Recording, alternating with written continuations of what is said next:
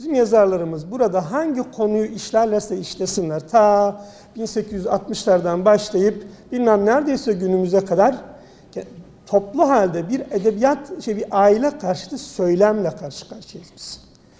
Kimi zaman böyle evdeki otoritenin bilmem eleştirilmesi, baba otoritesi eleştirilmesi var. Kimi yerde görücü usulü evlilik falan deniyor. Kimi yerde güçlü kadın kavramı falan diye öne çıkarılıyor.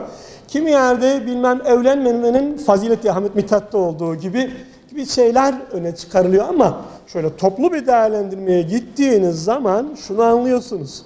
Burada yazarlarımız, edebiyatımız yönünü aileye çevirmiş, aileyi yıkmaya çalışıyor. Nasıl ordumuz Batı ile mücadele ediyorsa burada edebiyatımız ailemizle doğrudan ama doğrudan bir mücadele halinde. Kendiniz ilgili eserlerde bakabilirsiniz. Şimdi ne oluyor? Esasen bizim o dönemdeki yazarlarımız, şunu biz çözemedik tam olarak. Yazarlarımız bir 3. derece çalışan durumunda. Onların hemen arkasında azınlıklardan Rum, Ermeni, Yahudi patronlar var. Rum, Ermeni patronlarında arkasında uluslararası masonik kuruluşlar, büyük şirketler, yani Batı'da devlet, kültür, sanat ve ticaret iç içe geçmiş. Sömürgeleştirme yapılırken bütün bunlar bir dayanışma halinde. Ne yapıyor? Uluslararası güç bizim buradaki azınlığı besliyor, ona para veriyor. O da bizim yazarımız kitabını basmak için, matbaaya gitmek için yazarımızı besliyor. Ortaya bize karşı bir edebiyat çıkıyor. Ve bu sadece aile meselesi değil. Bizim buradaki edebiyat tüm zihnimize müdahale ediyor. Örneğin bizdeki hürriyet temelde buluşturucu bir kavramdır. Biz hürleştikçe ne oluruz? Aile oluruz. Bütün peygamberler bir aile içinde var olmuşlardır.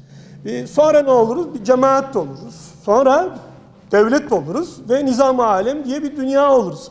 Halbuki bize getirilen bu yeni özgürlük kavramında biz özgürleştikçe küçülüyoruz. İşte nizam-ı alemden bilmem ulus devletlere, onunla beraber büyük aileden küçük aileye, çekirdek aileye, sonra çekirdeksiz aileye, şimdi son dönem ayrı ayrı evlerde yaşayan karı ve kocalar ve değil mi, yani şimdi o kutsanıyor. Aslında diyor bir arada yaşamaya ne gerek var ki, önemli olan bir sözleşme yapıp zaman zaman bir araya gelmek ve en son hocam ifade ettiler, sıfır noktası cinsiyetsizlik, bitiş noktası.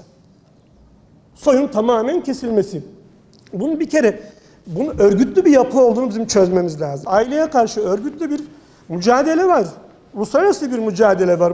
Bizim yaşadıklarımız, bu mücadelenin bize yansıyanları dediklerimiz zaman siz bilmem ne diyorlar, komplo teorileri üretiyorsunuz. Açıkça uyuşturula dağıtılıyoruz, imha ediliyoruz, sesinize çıkarmayın deyiveriyorlar. Böyle bir operasyonla biz karşı karşıyayız.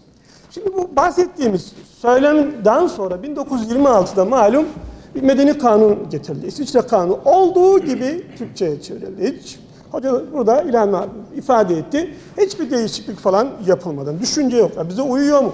Sosyolojik yapımıza uygun mu değil mi? Şimdi Hüseyin Cahit Yalçın'a sormuşlar. Demişler ki roman nasıl yazılır? Demiş ki biz pantolonu nasıl Fransızlardan almışsak romanı da öyle alırız demiş. Fransızlar nasıl yazıyorsa biz de öyle yazarız demiş.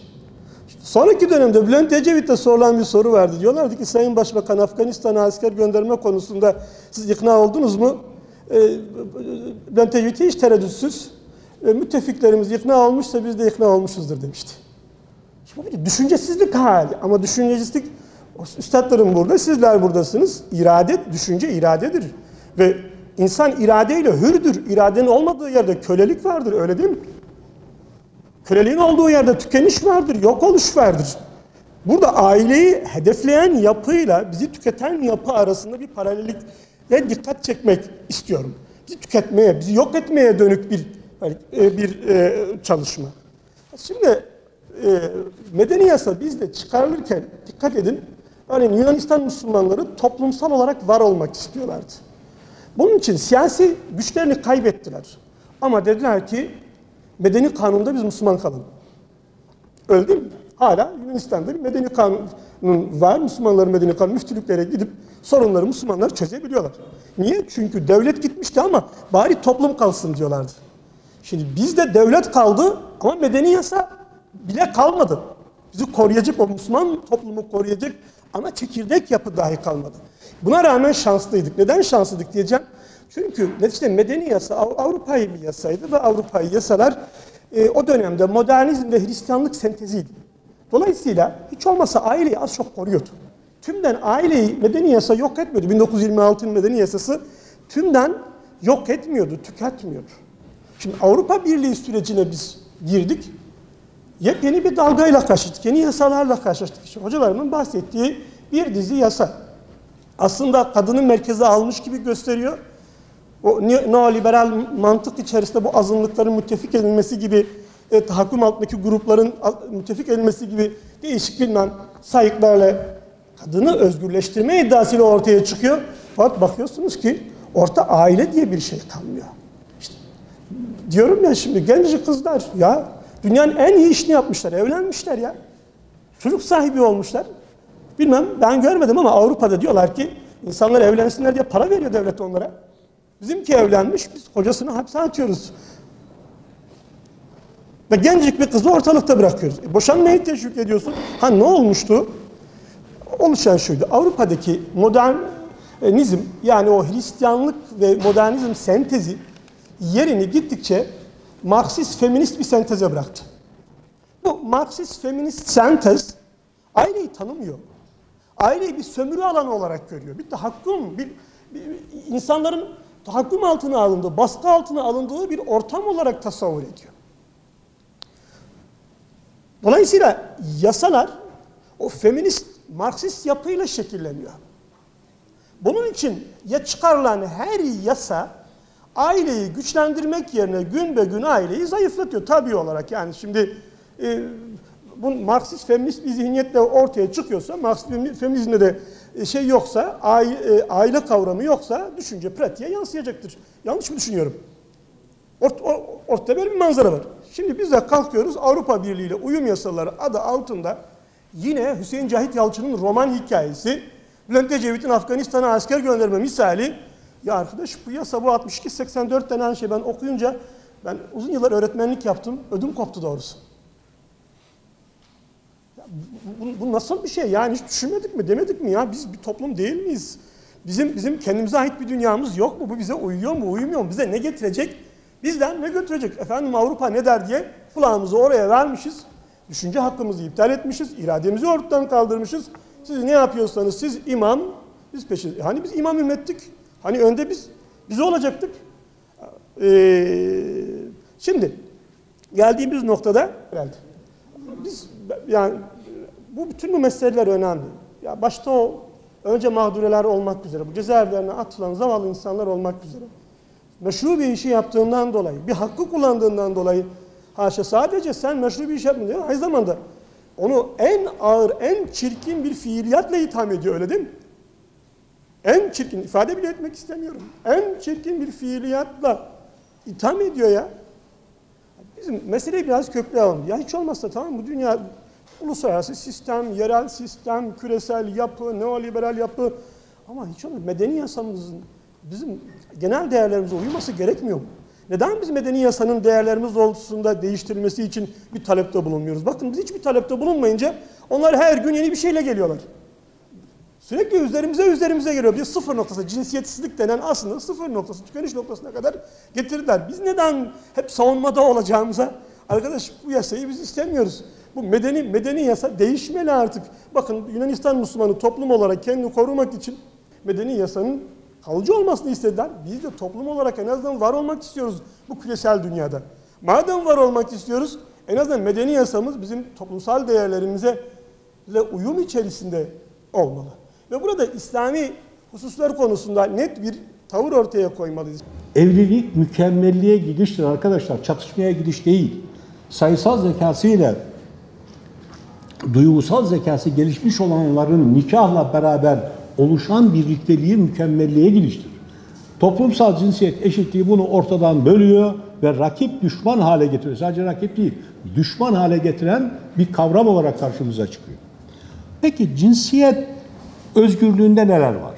Konuşulmayan, tartışılmayan, fazla açılmayan. 1. LGBTİQ artı. Pedofili, çocuklarla seks, zoofili, hayvanlarla seks ya da partner. arkadaş diye geçiyor. Robotla seks, bunlar hep bu konudaki literatürden alınmış. Uydurulmuş değil arkadaşlar. Arzu edenlere referansları gönderebiliriz. İsteyen kardeşlerimiz, Hikmet kardeşimize versin. Ensest ilişki, aile içi ilişki, nekrofili, ölülerle seks. Ve bunlardan LGBT, pedofili, zoofili, robotla seks, ensest için diğerlerin hepsi belli ülkelerde, Batı'nın belli ülkelerinde kanunlaştırma gayretleri ve çabaları var. Partileri var, dernekleri var, özgürlük şeyleri var. Ensest için bir kavgaları var, haberiniz olsun. Literatüre bak. Şimdi LGBTİQ artı nedir? Lezbiyen. Kadın kanunla cinsel ilişki. Gay, erkek erkeğe. Biseksüel, transseksüel, intersex. Questioning dedikleri Q'nun şeyi hala kendisini sorguluyor, cinsiyetini tayin edemiyor. Ve cinsel kimliğini henüz, artı da cinsel kimliğini henüz tanımlamamış olan.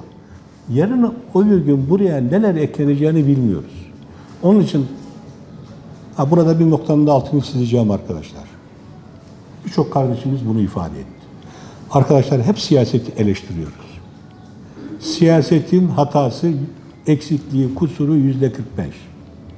%55 bu gönüllü kuruluşların, bir kardeşimiz söyledi onu, üretmemiş olması. Bilim dünyamızın bu konuda üretmemiş olması, söylememiş olması, sesini çıkarmamış olması. Ve bu noktada hepimizin öz eleştiri yapmamız gerekir. Unutmamak gerekir. Bu dünyada yaptığımızın hesabını öteki dünyada vereceğiz. Susmanın bir bedeli vardır. Üretmemenin bir bedeli vardır.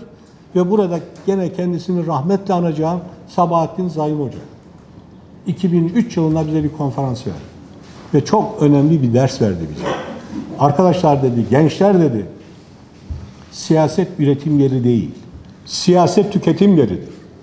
Ben bunlara söyledim, bundan öncekileri de söyledim. Bunlara söyledim derken Abdullah Gül'ün talebesi olduğunu, asistanı olduğunu, Tarım Bakanlığı'nın kendi asistanı olduğunu ifade etti. Gölge kabine kurun. Arkada bir Milli Eğitim Bakanı olsun, önde bir Milli Eğitim Bakanı. Arkadakiler çalışsın, öndekilere versin. Bundan sonra söylediği cümle çok önemli. Çok hayati öneme ait. Eğer siz bunu yapmazsanız bürokrasinin oyuncağı olursunuz. Sorun şu. Aile Bakanı hazır. Yok, Milli Eğitim Bakanı affedersiniz. Etçebi kaldırdık dedi. Doğru mu? Bitti dedi. 2012 yılındaydı, bitti. Son günde yok o. Son 3-4 günlük iş. Akşam kaldırdık dedi. Peki bakanın haberi olmadan bunlar nasıl kuruluyor? Bir şey daha. Çok önemli bir şey. Aliye Kavaf'ı hatırlayan var mı? Aliye Kavaf aileden sorumlu bakandı.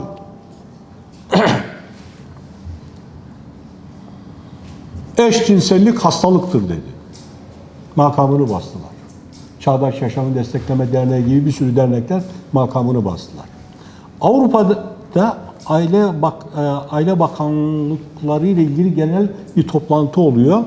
Orada alternatif aile modelleri, biraz önce okuduğum pedofili, zoofili, robot ya da LQBT işte dediğimiz şey, ensest aile türleri ya da partnerleri ile ilgili maddeye sıra gelince biz farklı kadın erkeğin evliliğin haricinde farklı bir aile modeli kabul etmiyoruz dedi.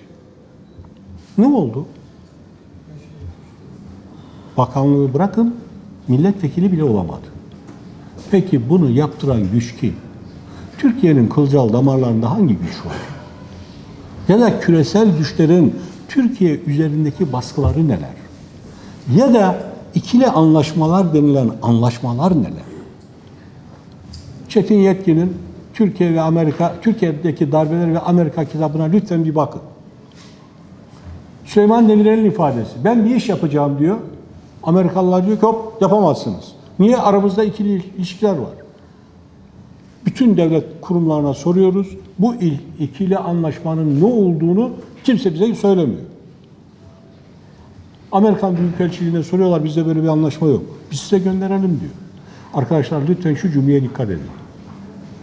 İki yüzbaşının imzaladığı anlaşma İki devletin anlaşması oldu. 200 başını. Ve ondan sonra karar aldık. Hükümetinden geçmeyen hiçbir anlaşma kabul edilmeyecek. Ama aşağıya bir not düştü. Ne kadarını kontrol altına aldık bilemiyorum.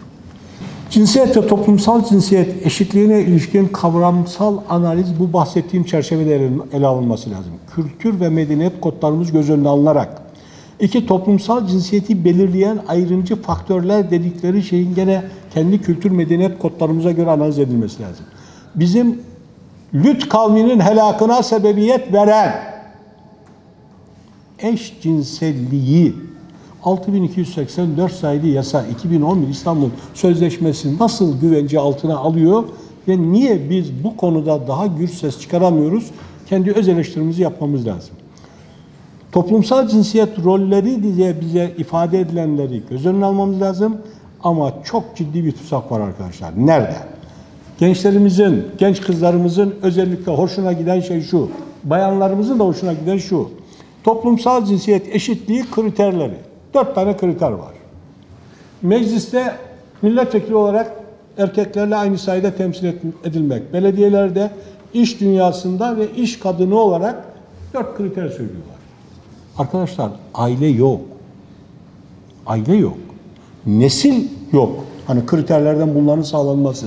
Artı yaşlılar ne olacak sorusu yok. Ve burada bir şeyin altını çizelim. Çok hayati olduğunu görüyorum. Ev kadını adı altında bir isimlendirme ile hakarete yani küçük görülen bir tablo var. Bu noktada bir başka şey yasal mevzuat. Uluslararası, ulusal incelenmesi lazım. Ama gene bu kırmızı raporda toplumsal cinsiyet eşitliği politikalarının en iyi uygulandığı ülkelerde durum nedir? Buna bakılması lazım. Yığınla tablo var. Başka bir şey daha var. Lütfen TÜİK'e girin. Son 10 yılda evlenme ve boşanma hızlarına bir bakın.